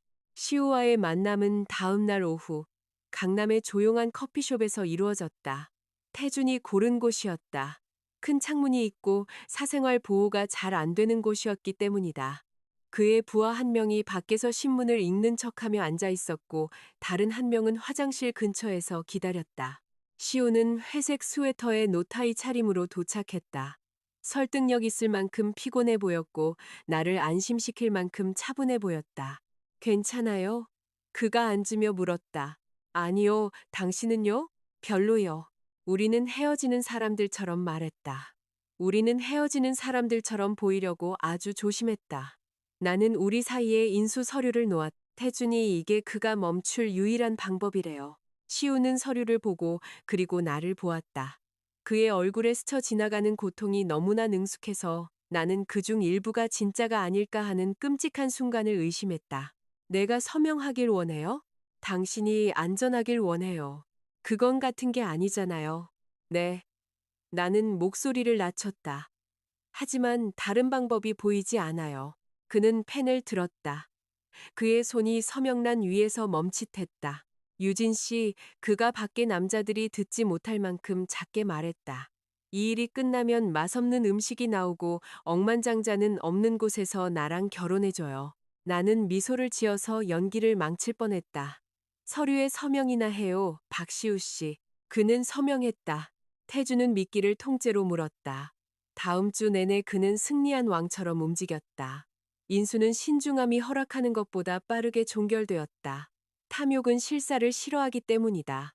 그는 시우가 회복하기 전에, 내가 마음을 바꾸기 전에, 어떤 법원도 이혼 방해를 풀기 전에 발표를 원했다. 그는 나오미가 본 것을 보지 못했다. 그는 왜 특정 자산들이 종결 전에 제거되었는지 묻지 않았다. 그는 관련 법인에 묻혀 있는 부채에 대해 우려를 제기한 내부 분석가 2명을 해고했다. 젊은 창업자들은 항상 손실을 숨기지. 그가 내가 먹지 않은 축하오찬에서 내게 말했다.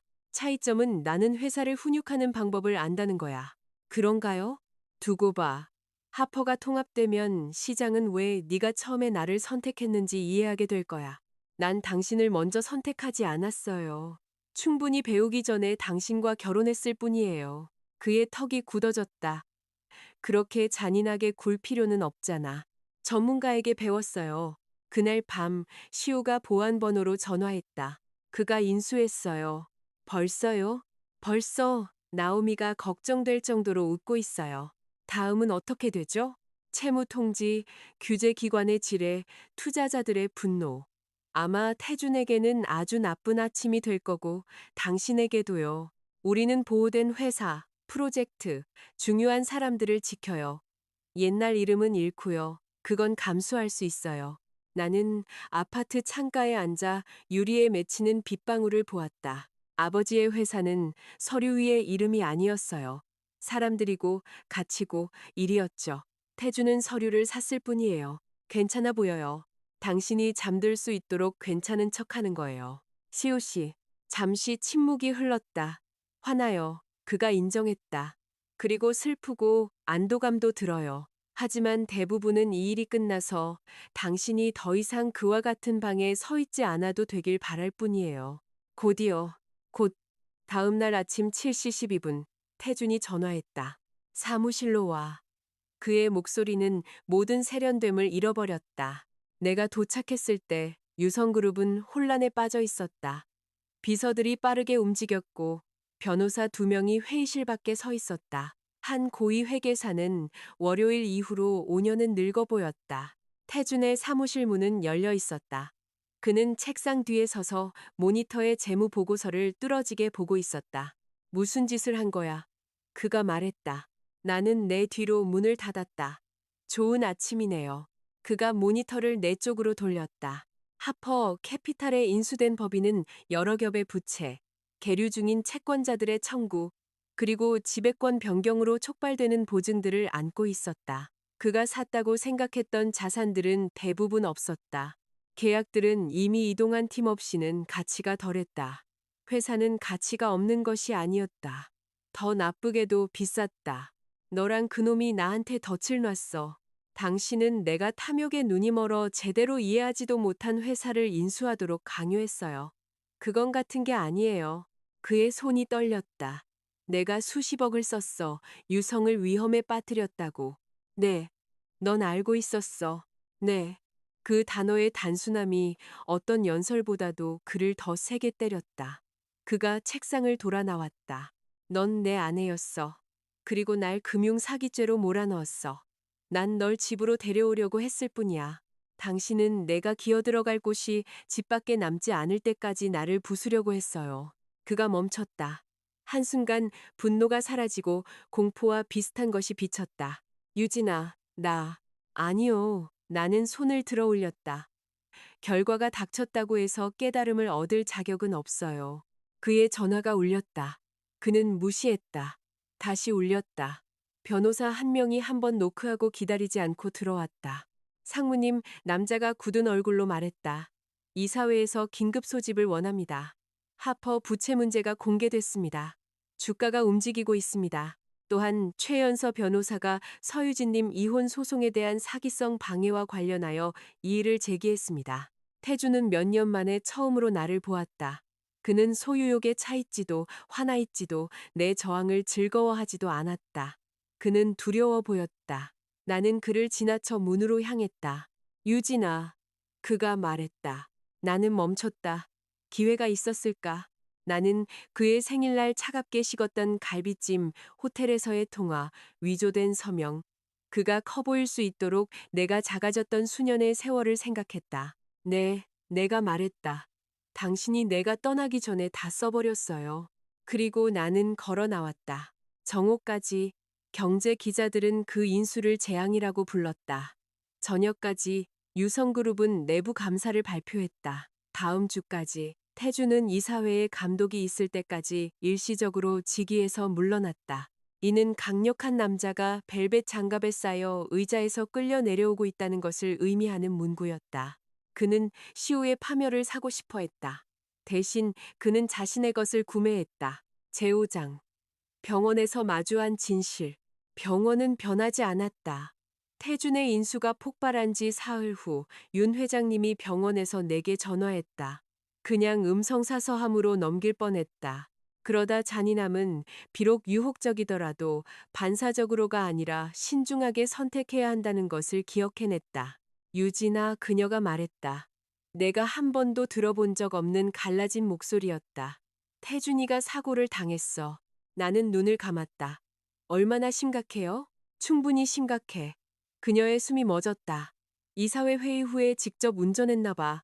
비가 오는데 트럭이랑 나도 몰라. 수술 동의서에 서명할 사람이 필요한데 그녀는 말을 멈췄다. 자존심이 공포와 싸우고 있었다. 제발, 법적으로 내가 갈 필요는 없었다. 이혼은 아직 마무리되지 않았지만 윤 회장님은 그의 어머니였고 서명할 자격이 있었다.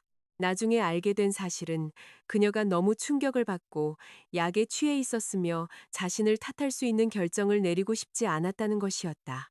그 순간 내가 들은 것은 유일한 아들이 죽을지도 모른다는 두려움에 떠는 늙은 어머니의 목소리뿐이었다. 시우가 나를 데려다 주었다. 가지 않아도 돼요. 그가 젖은 교통체증 속을 움직이며 말했다. 그에게 빚진 거 없다는 거 알아요. 나도 알아요. 그런데 왜요? 나는 비가 도시를 은빛 선으로 번지게 하는 것을 보았다.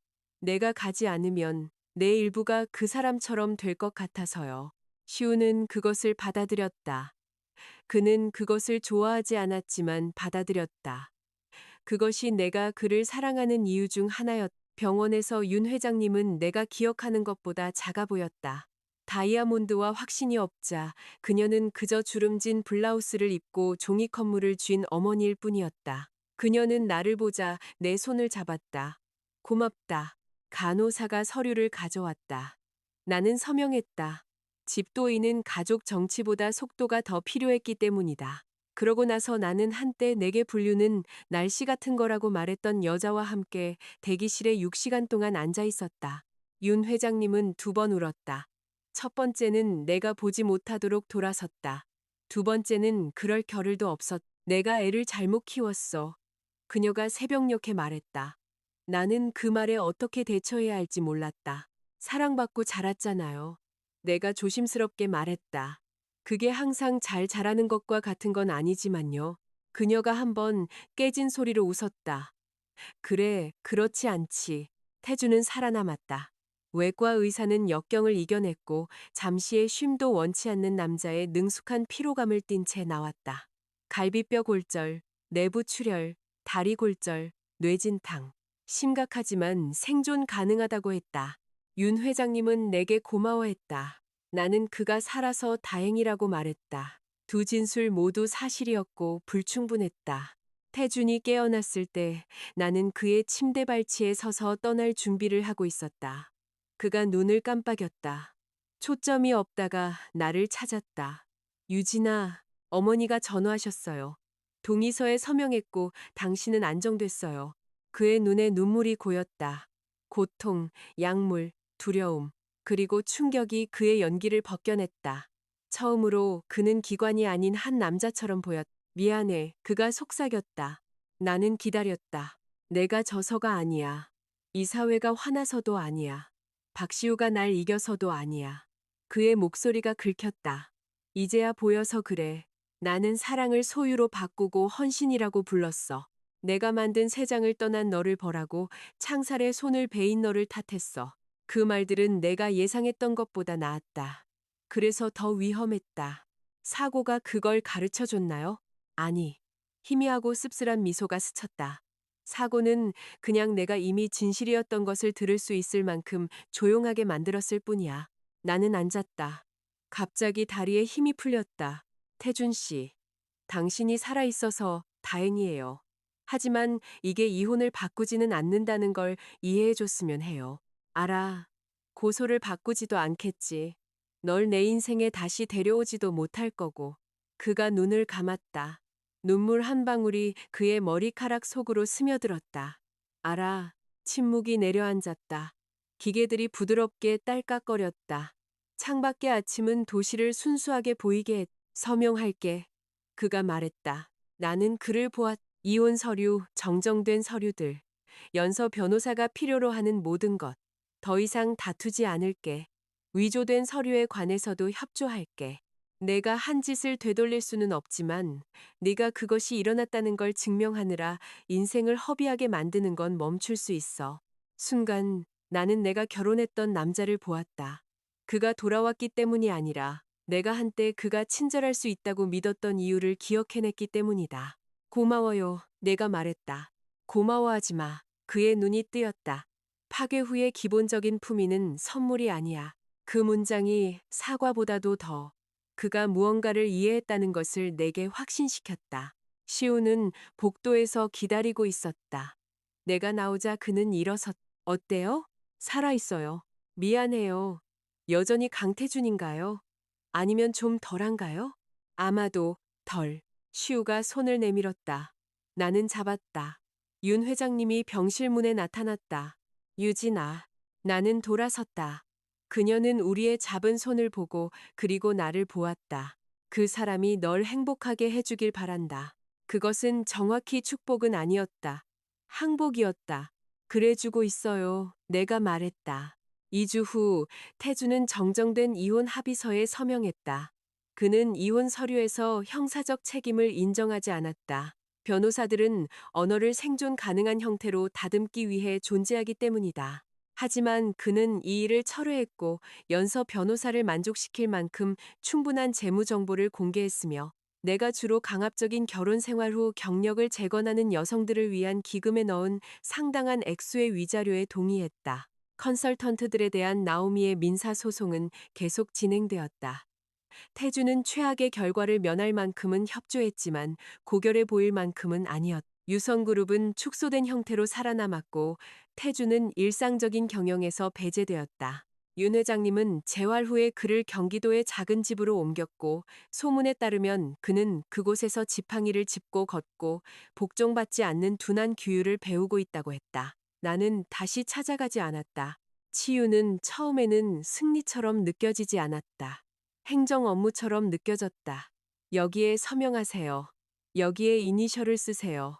이것을 이체하세요. 이름을 바꾸세요. 화요일에는 심리치료. 모르는 번호로 전화가 올 때의 생리적인 공포. 시리얼 코너에서나 클라이언트를 위한 욕실 타일을 고르면서처럼 불편한 시간에 늦게 찾아오는 분노. 시우는 나를 재촉하지 않았다. 우리는 이혼이 마무리될 때까지 약혼 소식을 미뤘다. 우리는 반지를 우리 둘만의 비밀로 간직했다. 그는 태준이 샀던 낡은 구조와 부채를 벗어던지고 하퍼레인 벤처스라는 새로운 이름으로 회사를 재건했다. 나는 민서 선배와 계속 일하다가 한 국제적인 디자인 회사의 크리에이티브 디렉터 제안을 받아들였다. 몇 년 만에 처음으로 내 일정은 나에게 속한 것들로 채워졌다. 병원에서 몇 달이 지난 어느 저녁, 시우와 나는 모든 것을 시작하게 한 아직 미완성인 강북 오피스를 걸었다. 황동 디테일이 설치되었고 흡음 패널은 효과가 있었다. 입구 천장은 낮게 내려왔다가 내가 상상했던 그대로 빗속으로 열렸다. 황동에 대해 당신이 옳았어요. 그가 말했다. 당연하죠. 그리고 문턱도요. 물론이죠. 그리고 나에 대해서도요. 나는 그를 보았다. 그가 미소 지었다. 결국에는요. 나는 웃었고 그 소리가 미완성인 홀에 울려 퍼졌다. 두려워요? 그가 물었다. 당신과 결혼하는 거요? 아니면 누구와든 결혼하는 거요? 나는 방중앙으로 걸어가 천창을 올려다보았다. 태준의 집에서의 7년은 결혼을 다른 사람이 설계한 건축물처럼 느끼게 했다. 아름다운 방들, 잠긴 출구들. 시우는 왠지 그것을 우리가 여전히 수정할 수 있는 구조물처럼 느끼게 했다. 네, 내가 말했다. 가끔요. 그가 고개를 끄덕였다. 좋아요. 그럼 그걸 염두에 두고 설계하죠. 그게 당신의 대답이에요? 당신이 디자이너잖아요. 당신의 언어로 말하려고 노력하는 거예요. 나는 그의 손을 잡았다. 그럼 여기 명세서예요.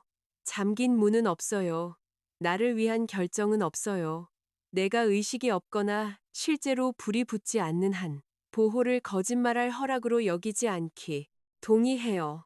그리고 정당한 이유 없이는 내 머리에 장식용 쿠션을 던지지 않기. 그건 정당했어요. 판결을 받아들이죠.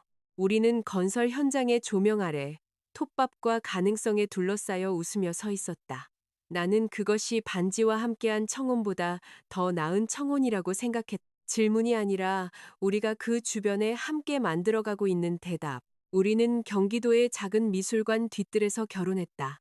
아침 내내 비가 올 것처럼 하다가 마지막 순간에 마음을 바꾼 하늘 아래서 사교계 사진작가도 12인조 오케스트라도 평화조약처럼 협상된 좌석 배치도도 없었다.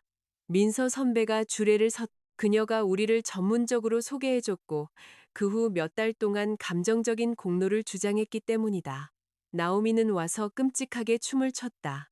연서 변호사는 아내와 함께 와서 바 근처에 존재하는 것만으로 3명의 벤처 캐피탈리스트를 혼전 계약서에 대해 두려워하게 만들었다. 윤 회장님은 참석하지 않았지만 정성스러운 필체로 쪽지를 보냈다. 이번 삶이 지난번보다 너에게 더 친절하기를 바란다. 네가 보호받았어야 할 것을 견디도록 가르치는데 내가 한 역할에 대해 미안하게 생각한다. 나는 한 번 읽고 접어서 치워두었다.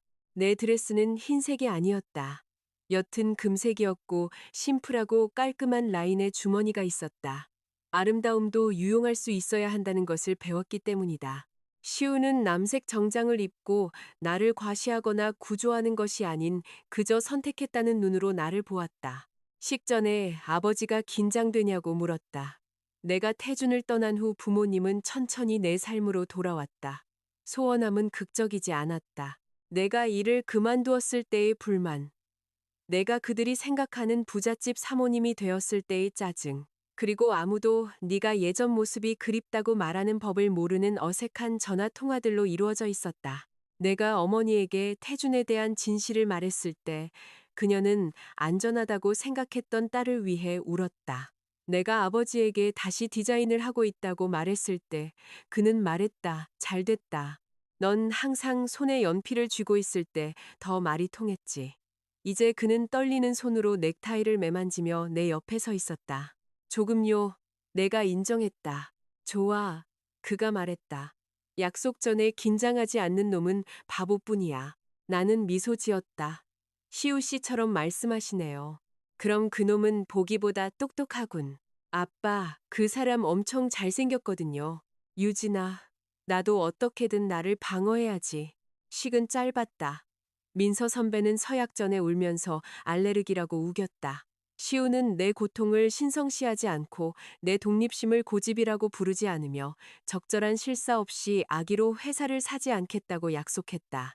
마지막 줄에서 앞줄이 웃었다. 나는 두려울 때 거리를 두는 대신 말해주고 보살핌을 통제로 착각하지 않고 사랑받게 내버려두며 남은 평생 그의 건축에 대한 의견을 계속해서 바로잡아주겠다고 약속했다.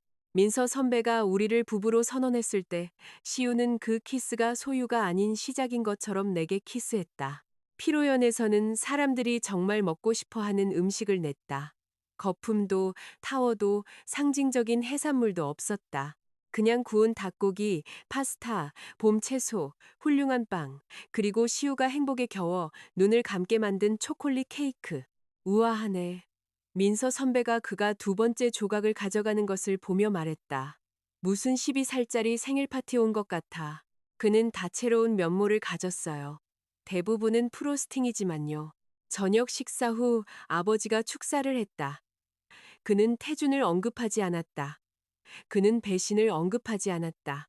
그는 내가 10살 때 냅킨의 집을 그리고 누가 그 위에 컵을 올려놓으면 화를 냈던 것을 이야기했다. 그는 내가 항상 공간이 사람을 바꿀 수 있다고 믿었고 마침내 나 자신을 위한 공간을 만들어서 기쁘다고 말했다. 나는 그때 울었다. 슬퍼서가 아니라 어떤 종류의 인정은 늦게 도착하지만 여전히 상처를 찾아내기 때문이다. 시우와 나는 몰디브 대신 포르투갈로 신혼여행을 갔다. 내가 타일, 오래된 거리, 그리고 리조트 직원들이 11초마다 우리를 하퍼씨, 하퍼 부인이라고 부르지 않는 와인을 원한다고 말했기 때문이다. 우리는 리스본을 헤매고 시나몬 가루를 뿌린 페이스트리를 먹고 골목에서 길을 잃고 파란 타일 외관이 매력적으로 불규칙한지 구조적으로 불안한지에 대해 논쟁하고 열린 창가에서 책을 읽는 것 외에는 아무것도 하지 않고 오후 내내 보냈다. 셋째 날 밤, 시우가 물었다. 만약 당신이 그날 아침 태준의 사무실에 가지 않았더라면 어떻게 됐을지 궁금해한 적 있어요? 우리는 강이 내려다 보이는 발코니에 앉아 있었고 도시는 우리 주위에서 금빛으로 빛나고 있었다. 아니요. 내가 말했다. 전혀요. 예전에는 그랬어요. 그러다 그 질문의 모든 버전이 그에게 너무 많은 힘을 준다는 걸 깨달았어요. 중요한 건 내가 그때 그를 발견했느냐가 아니에요. 중요한 건 내가 결국 나 자신을 발견했다는 거죠. 시우가 몸을 기울여 내 어깨에 키스했다. 아주 좋은 대사네요. 알아요. 언젠가 인터뷰에서 쓸지도 몰라요. 감정적 지원 배경으로 제 이름 좀 넣어주세요. 나는 웃었고 강물이 그 소리를 실어날랐다. 뉴욕으로 돌아왔을 때 삶은 동화처럼 단순해지지 않았다. 언론은 가끔 스캔들을 재활용했다. 유성그룹이 비틀거릴 때마다 태준의 이름이 경제 칼럼에 등장했다. 최아라는 사적인 관계 때문에 부당하게 비난받았다는 재앙적인 인터뷰를 한 번 하고 댓글창에 이빨이 돋은 후 대중의 시야에서 사라졌다. 나는 이랬다. 시우도 이랬다. 우리는 가끔 싸웠다. 갈등 없는 결혼은 거짓말이거나 인질 상황이기 때문이다. 우리의 싸움은 내가 알던 것들과 달랐다. 출구가 있었다. 청구서가 붙지 않은 사과가 있었다. 한 번은 시우가 보안 문제에 대해 내게 묻지 않고 결정을 내렸을 때 나는 하룻밤 게스트룸으로 옮겨가 이것이 낭만적이지 않은 이유라는 제목의 목록을 손으로 써서 건넸다. 그는 모든 항목을 읽고 제대로 사과했으며 자신의 필체로 마지막 줄을 추가했다. 두려움을 권위와 혼동하지 말 것. 나는 그 종이를 간직했다. 1년 후 강북 오피스가 문을 열었다. 명판에는 수석 디자이너로 내 이름이 있었다. 박시우의 아내도 사모님도 아닌 크리에이티브 디렉터 서유진. 오프닝 동안 한 젊은 여자가 포트폴리오를 가슴에 꼭 껴안고 내게 다가왔다. 서유진 디자이너님, 그녀가 긴장하며 말했다. 학교에서 디자이너님의 대학 졸업 작품 파빌리온을 공부했어요. 그걸 보고 디자인을 하고 싶어졌어요. 순간 시간이 접혔다. 16살의 시우, 22살의 나, 잃어버렸다가 되찾은 모든 세월. 그럼 당신이 무엇을 만들고 있는지 보여줘요. 내가 말했다. 그녀의 얼굴이 환해졌다. 그날 밤 시우는 완성된 입구에서 황동 난간을 만지고 있는 나를 혼자 발견했다. 괜찮아요? 네. 그냥 일이 나를 살아남게 했다는 게 얼마나 이상한지 생각하고 있었어요. 내가 일을 그만뒀을 때조차도요. 당신은 실물을 멈췄던 거지. 그가 말했다. 당신 자신이었던 것을 멈춘 적은 없어요. 나는 그를 보았다. 조심해요. 거의 시적이네요. 공부하고 있어요. 누구 밑에서요? 당신요. 불행히도 수업료가 비싸요. 그럴 가치가 있죠. 그가 더 가까이 다가왔다. 한 푼도 아깝지 않아요. 우리는 내가 디자인한 빚 속에서 그가 아버지 유산의 잘못된 버전을 버림으로써 구해낸 건물에 서 있었다. 그리고 나는 생각했다. 아마도 최고의 복수는 망가진 전남편도, 헤드라인도, 심지어 이사회에서의 승리도 아닐 것이라고. 아마도 최고의 복수는 연속성일 것이라고. 일은 계속된다. 웃음은 돌아온다. 몸은 안전을 배운다. 할 일이 없다고 들었던 여자는 누가 그 말을 했는지 잊을 만큼 바빠진다. 그리고 어느 날 알아차리지 못하는 사이에 그녀는 자신을 상처 준 사람을 중심으로 삶을 배열하는 것을 멈춘다. 그녀는 그저 자기 자신이 된다. 제6장. 우리 넷. 마지막으로 한 번 더. 호텔 복도에서 2년 후 나는 태준을 다시 보았다. 인생이 대칭을 즐기기 때문에 그랜드 하얏트에서 일어난 일이었다. 민서 선배가 디자인 시상식 만찬을 위해 그곳에 프라이빗 룸을 예약했다. 나는 원칙적으로 장소를 거부하려고 했지만 그녀가 말했다. 유진아, 남자들이 못되게 군 모든 방을 피한다면 여자들은 숲속에서 회의를 해야 할걸. 그녀 말이 맞았. 시우와 나는 늦게 도착했다. 그의 어머니가 전화해서 결혼한 사람들은 지긋지긋하게 바빠진 후에도 여전히 가족 브런치에 참석해야 하는지 물었기 때문이다. 엘리베이터에서 그는 내 목걸이를 고쳐주며 물었다. 안 좋은 기억이라도? 조금요. 나갈까요? 아니요. 디저트 먹고 싶어요. 용감한 여자네. 문이 18층에서 열렸다. 한순간 옛 장면이 현재 위에 겹쳐졌다. 복도, 레몬 광택제, 부드러운 호텔 조명, 다른 여자와 함께 있는 태준, 분노와 예기치 않은 희망으로 일부러 내세웠던 젊은 남자와 함께 있는 나. 그러다 환상이 거쳤다. 태준은 창가 근처에 혼자 서 있었다. 더 야위었고 지팡이를 쓰고 있었다. 관자놀이에 흰머리가 더 많아졌다. 오만함은 사라지지 않았지만 결과와 인간이라는 평범한 굴욕에 의해 풍화되어 있었다. 그가 나를 보았다. 그가 내 등에 얹힌 시우의 손을 보았다. 그가 먼저 시선을 돌렸다. 나는 그를 무시할 수도 있었다. 대신 칵테일 시간 동안 나는 다가갔다. 태준 씨. 그가 돌아섰다.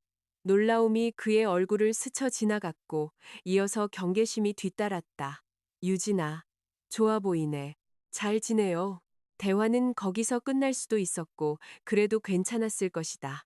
하지만 그는 방 건너편을 흘끗 보았다. 시우가 민서 선배와 이야기하며 에피타이저 두 접시의 균형을 맞추려고 애쓰고 있었다. 그가 전략적 간식을 믿었기 때문이다. 그 사람 당신에게 잘해주는 것 같네. 네, 그래요. 태준이 천천히 고개를 끄덕였다. 다행이다. 그게 중요하지 않을 수도 있다는 건 알지만 진심이야. 충분히 중요해요. 그가 자신의 지팡이를 보았다. 집 팔았어. 나는 어느 집인지 알았다. 내가 저녁을 시키고 행복의 증거처럼 꽃을 꽂았던 그 대저택. 그랬어요? 너무 컸어. 비어있을 때 너무 시끄럽고. 희미한 미소, 유머 없는 상상이나 가. 요즘은 뭐 해요? 기술적으로는 컨설팅. 대부분은 책임자 없이 유용해지는 법을 배우고 있지. 그가 고개를 들었다. 불쾌하더군. 아마도 필요하겠죠. 나는 거의 미소 지을 뻔했다. 성장은 보통 인테리어가 끔찍하거든요. 그가 웃었다가 오래된 갈비뼈 부상에 인상을 찌푸렸다. 여전히 날카롭군. 여전히 나고요. 침묵이 흘렀다. 내가 예상했던 것보다 부드러운 고맙다는 말 한 번도 못했네. 그가 말했다. 병원 일은요? 여러 번 했잖아요. 제대로 못했어. 넌 나한테 아무 빚도 없었잖아. 알아요. 그래서 더 의미가 있었어요. 나는 작은 끄덕임으로 그것을 받아들였다. 용서는 사람들이 수술이 필요한 상황에 담요처럼 던지는 단어다. 나는 영화가 상상하기 좋아하는 방식으로 태준을 용서하지 않았다. 깨끗한 면죄부도 따뜻한 음악도 없었다.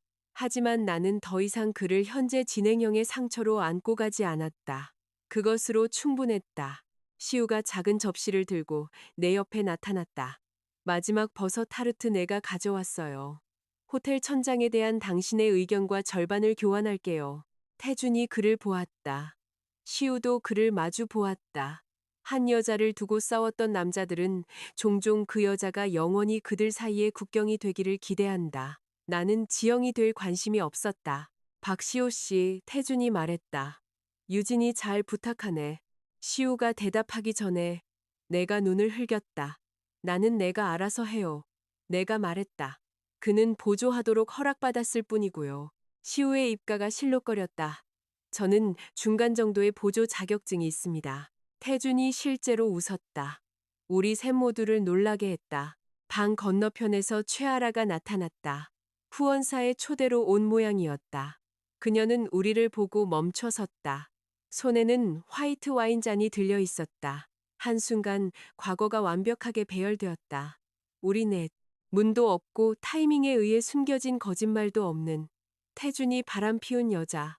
그가 배신한 여자. 내가 선택한 남자. 내가 떠난 남자. 알아도 나이 들어 보였다. 비호감은 아니었다. 어쩌면 모든 사람은 그들이 상징이 아니라 진짜라는 것을 알고 나면 더 나이 들어 보이는지도 모른다. 그녀는 눈에 띄는 주저함과 함께 다가왔다. 유진 씨, 그녀가 말했다. 여기 계실 줄 몰랐어요. 상 받았어요. 트로피 때문에 얼굴 비추는 거죠. 그녀의 미소가 스쳐 지나갔다. 축하해요. 고마워요. 또 다른 침묵.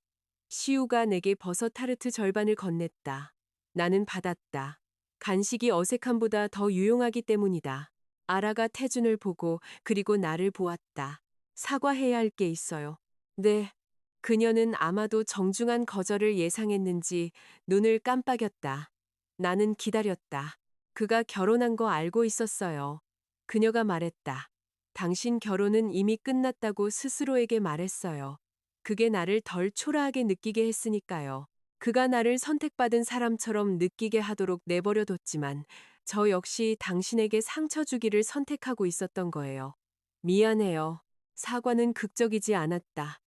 그래서 듣기 더 쉬웠다. 고마워요. 내가 말했다. 용서해 주시겠어요? 나는 사교적인 원만함을 위해 거짓말할까 생각했다.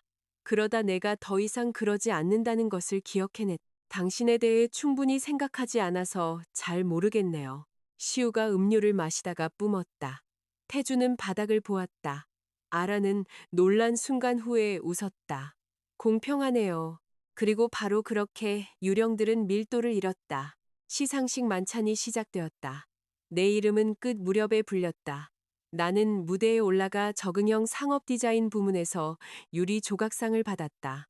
이는 내가 만든 방들이 사람들이 갇힌 느낌 없이 일하도록 도왔다는 것을 아주 공식적으로 말하는 방식이다. 수상 소감에서 나는 7년 동안 자리를 비워준 민서 선배에게 감사했다.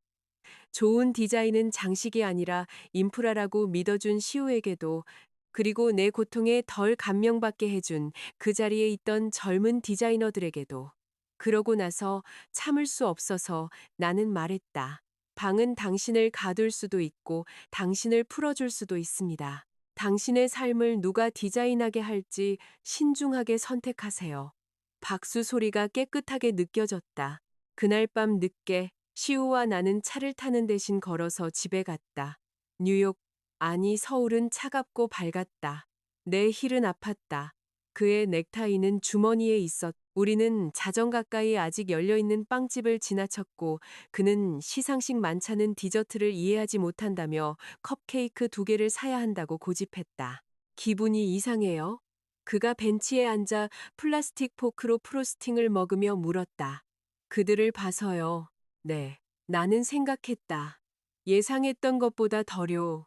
좋은 덜이에요. 아니면 무감각한 덜이에요. 자유로운 덜이요.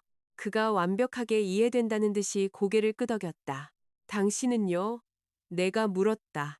아주 잠깐 그를 때리고 싶었어요. 엄청난 발전이죠. 아주 성숙하네요. 나는 다채로운 면모를 가졌어요. 대부분은 자제력이지만요. 나는 웃으며 그에게 기댔다. 그 후 몇 달 동안 옛 이야기는 내가 기억하는 것보다 다른 사람들이 더 생생하게 기억하는 것이 되었다. 태주는 경기도로 영구 이주했고 윤 회장님의 연례 연화장에 따르면 한 지역 프로그램에서 기업 윤리 세미나를 가르치기 시작했다고 한다. 아이러니가 너무 명백해서 나는 논평하지 않기로 했다.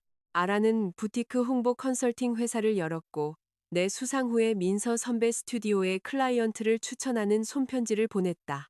나는 답장하지 않았다. 또한 즉시 버리지도 않았다. 시우와 나는 바닥이 기울고 빛이 장엄한 브루클린, 아니 서울의 한 동네에 타운하우스를 샀다. 나는 리노베이션을 직접 디자인했다. 첫 번째 규칙은 우리가 좋아하지 않는 사람들을 초대할 만큼 큰 정식 다이닝 룸은 없다는 것이었다.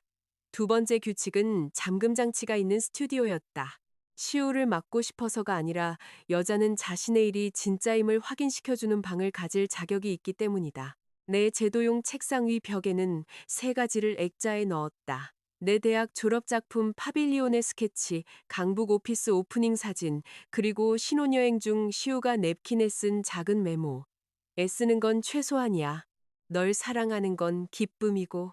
몇 년 후 사람들이 시우와 내가 어떻게 만났는지 물으면 그는 항상 말했다. 제가 그녀에게 디자인 공모전에서 지고 10년 동안 회복했어요. 나는 말했다.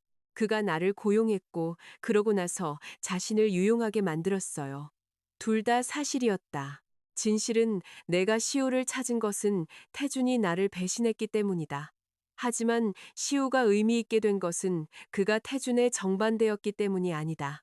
여자는 단순히 반대를 선택함으로써 삶을 재건하지 않는다. 그녀는 자신을 너무나 철저하게 선택함으로써 재건한다. 그래서 가까이 오는 누구든 그녀의 자유의 형태를 배워야만 한다. 시우는 그랬다. 태주는 그러지 못했다. 그것이 모든 차이다. 5주년에 시우는 나를 다시 포르투갈로 데려갔다. 우리는 같은 강가에 앉았다. 더 나이가 들고 더 차분하고 햇볕에 따뜻해졌으며 약간 취해 있었다. 그가 물었다. 후회하는 거 있어요? 나는 생각하는 척했다. 오늘 아침에 페이스트리를 하나 더 주문하지 않은 걸 후회해요. 진지한 후회요. 나는 다리 아래로 흐르는 물을 보았다. 우리 뒤 어딘가에서 레스토랑에서 음악이 흘러나왔다. 내 전화가 민서 선배가 보낸 사진으로 울렸다. 한때 내게 포트폴리오를 보여줬던 그 젊은 디자이너가 막 첫상을 탔다고 했다. 아니요, 내가 말했다. 진지한 건 없어요. 그가 내 손을 잡았다. 그 모든 고통에도 불구하고요. 고통은 일어났죠. 그걸 같이 있었다고 부를 필요는 없어요. 그저 그것이 마지막 말을 하지 못하게 확실히 하기만 하면 돼요. 시우가 그가 수상한 정밀함으로 쟀던 반지 바로 아래 내 손마디에 키스했다. 그래서 그랬나요? 나는 도시를 강을, 내 옆에 남자를, 문은 열리고 창문은 빛을 향한 내가 디자인한 삶을 보았다. 아니요, 내가 말했다. 그러지 못했어요. 해가 천천히 지면서 물을 금빛으로 물들였다. 우리는 첫 별이 나타날 때까지 머물렀다. 한때 나는 사랑이 나를 보호해줄 만큼 강력한 누군가에게 선택받는 것을 의미한다고 생각했다. 이제 나는 더 잘 알았다. 사랑은 세상으로부터의 피난처가 아니었다. 사랑은 당신이 문을 만드는 것을 도와주고, 그러고 나서 당신에게 열쇠를 믿고 맡기는 사람이었다. 포르투갈에서 몇 달 후 나는 모교로부터 졸업하는 디자이너들에게 강연해달라는 초대를 받았다. 나는 내가 마지막으로 그 캠퍼스에 섰을 때의 내 모습을 너무나 선명하게 기억했기 때문에 거의 거절할 뻔했다. 야심차고 조급하며 재능만으로도 자신이 사라지는 것을 막을 수 있다고 확신했던 소녀. 시우는 내 책상 위의 초대장을 보고 저녁 식사 때까지 아무 말도 하지 않았다. 가야 해요. 그가 말했다. 그게 뭔지도 모르잖아요. 성공이 일직선 복도고 사랑이 잠긴 문이라고 생각하는 젊은이들로 가득한 방이겠죠. 그들에게 당신이 필요할 거예요. 그건 칭찬이거나 그들의 판단력에 대한 모욕이네요. 둘 다 유용할 수 있어요.